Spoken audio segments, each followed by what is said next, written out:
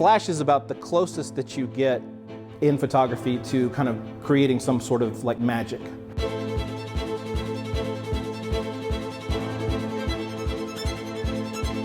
I remember when I first started working with Flash, I would look around for inspiration. If I would see lighting setups, and I would try my lighting setups, and they would never quite look like what I was going for.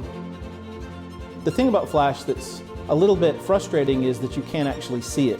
Everything happens in that instant when you take the picture. For a lot of people, Flash causes a lot of stress and anxiety because it can be a little bit complicated.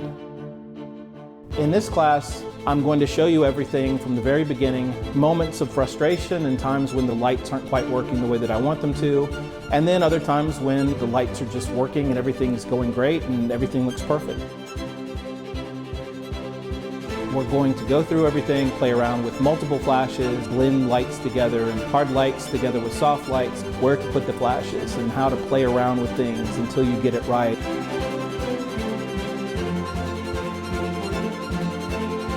Through working hard and struggling and getting into the studio and playing with Flash, I think you'll find that it's not nearly as complicated as you think it is.